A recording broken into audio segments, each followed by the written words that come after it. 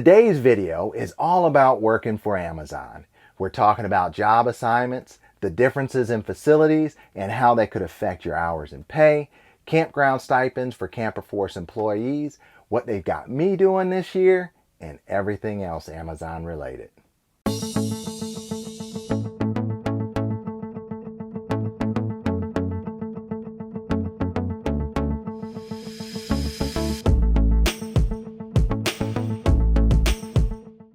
Today I'm going to talk about working at Amazon.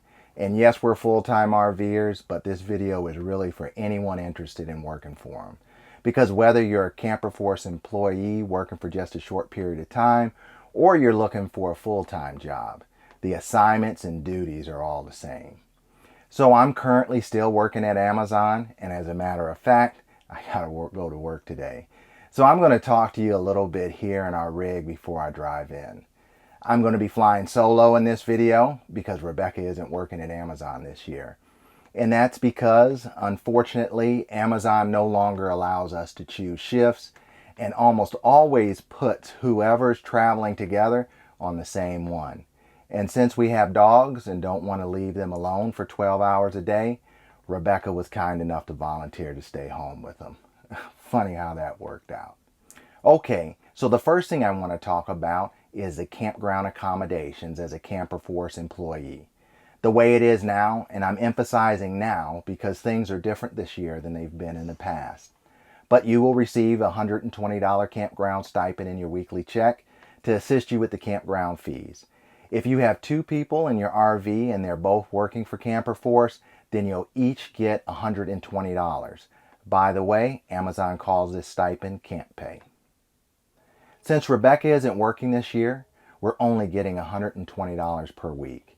And needless to say, that does not cover our campsite costs. So, for all you solo RVers interested in working for Amazon CamperForce, you'll most likely have to come out of pocket for your campsite fees. Also keep in mind that camp pay is now included in your check, which means you're paying taxes on it. So, you're actually getting much less than $120 a week. In years past, this wasn't the case. Amazon paid your campground fees directly to the campground, so if you're a solo RVer, that old scenario would have been more beneficial to you financially. Another thing that has changed is that Amazon used to provide the employees with a list of campgrounds to choose from, and you had to pick from one that was on the list.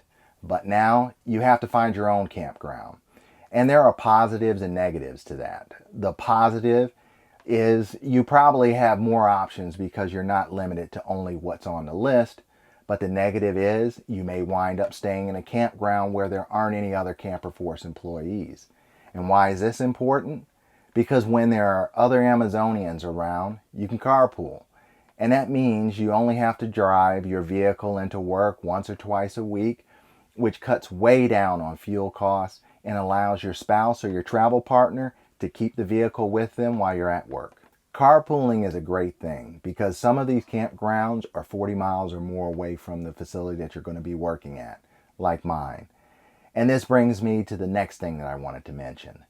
The reason we're staying at this particular campground is because they're the only one that we could find that doesn't have dog breed restrictions. And we have a pit bull. Not only do most of the other campgrounds have breed restrictions, but they also have size restrictions as well. And then we ran into a lot of campgrounds with age restrictions for the people. They're 55 and over communities. I'm almost 55, but almost doesn't cut it. We're really surprised at the multiple restrictions we ran into at all the private campgrounds in this area. So keep all this in mind and know that you need to start looking for a campground as soon as possible and get it reserved. And especially in these warmer climates like Arizona. It's not just CamperForce employees in these campgrounds. You've got a lot of snowbirds filling them up too.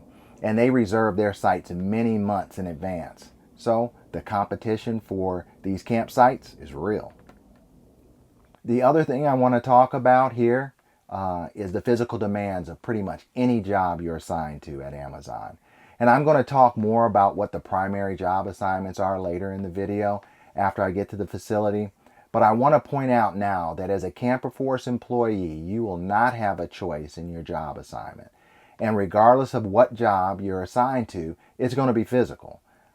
You will either be walking, standing still, bending, stretching, and or climbing 10 hours a day, every day. So know your physical limitations in advance and know that there is no guarantee that you'll get one job over the other.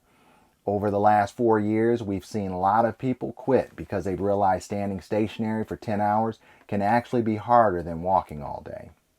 Also, and I cannot stress this enough, it's extremely important to know what type of facility you're signing up for, because it might make a difference in the amount of hours you work and whether or not overtime is offered, or any of the other perks like surge pay, which just means that there's an increased hourly wage incentive to fill undermanned shifts, or shift differential, which means that you get paid a higher hourly wage for working, let's say, midnight shift. And all this affects the amount of money you're going to make in the short time that you're working for Amazon. So it's important. So why am I bringing this up? Because I'm at a flex same-day delivery facility. And I'll tell you all about that when I get there. But unlike previous years, I'm only getting paid for 34 hours a week, and I haven't had any overtime opportunities. And this is because of the sort of facility it is. This is important because most full-time RVers who sign up for temporary employment with Amazon look forward to working as many hours as possible with as much overtime opportunity so that they can make as much money as possible during the short period of time that they're there. Now, it just so happens that we had some other things come up while we're here, so my shift in hours ended up working out very well for us. But had I known in advance that I wouldn't have been offered more than 34 hours a week, I definitely wouldn't have chosen to work at this facility. So it's really important that you know what type of facility you're choosing to work in, and especially if your goal is to make as much money as possible. Hey, it's getting late, and it's about time for me to start heading into work, so let's get on the road.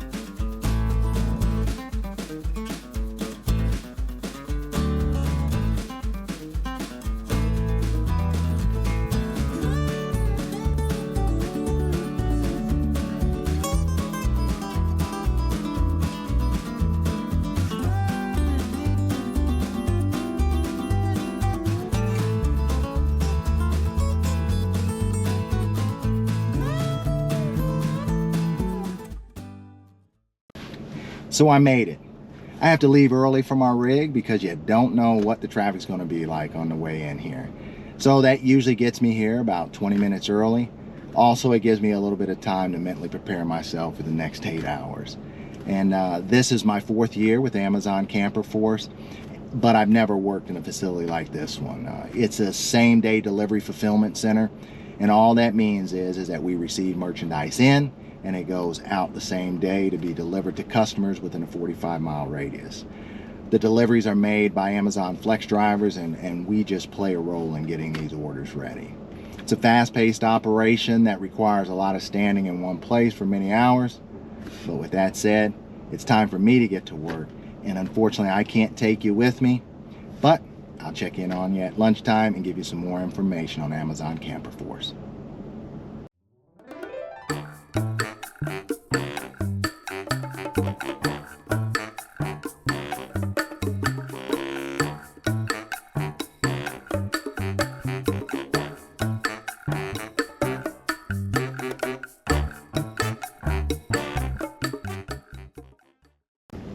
Well, it's my lunch break, and I thought I'd fill y'all in on how I found out about this job, the hiring process, the various types of Amazon facilities, and some of the typical job assignments.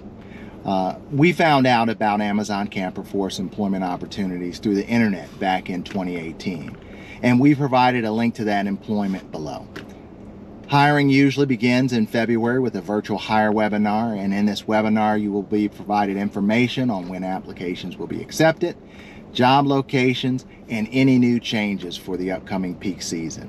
Returning CamperForce alumni get to apply for employment a couple of weeks prior to the new hires. So, after submitting your online application, you will receive an email from CamperForce approximately 90 days prior to the start date. And in this email, they'll request your current location so they can schedule a drug test in your local area.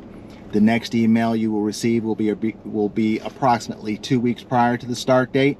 And in this email, they'll provide you with the location of your facility, days you're scheduled to work, and the shift start time. Amazon has several facilities you could work in, some bigger than 2 football fields and some quite smaller. Some with robots that require you to stand in one place for long periods of time, to those that require you to walk in excess of 10 miles per shift. Some facilities have soft goods, meaning clothing, and others may have shoes, electronics, chemicals, or a mixture of everything. You will be assigned to one of the various jobs within the fulfillment center, and this means that you won't have the option to select one. The most common job assignments are stowing, picking, and packing. Stowers, they place the items in bins, and the pickers retrieve order items from these bins, and the packers then put them in boxes or mailers to be delivered to the customer. This peak season, I've worked in the dispatch side of our facility, and there are 3 additional job assignments here: buffer, stower, and stager. Our primary goal is to get orders staged and ready for Amazon drivers to pick up and deliver to the customer.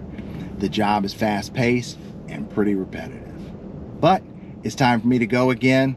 My 30-minute lunch break is over, and I gotta get back to work. But I'll catch you after my shift, and we'll talk some more. One more shift down and 3 to go. Today we moved a lot of packages and made a lot of customers happy. This facility isn't like the ones that I've worked in the past, but it's still hard work. My eyes are still trying to get adjusted from staring at that moving conveyor belt for several hours. But overall, CamperForce isn't a bad gig. It's temporary and it pays well. So if you're interested in working for Amazon CamperForce, check out our links below.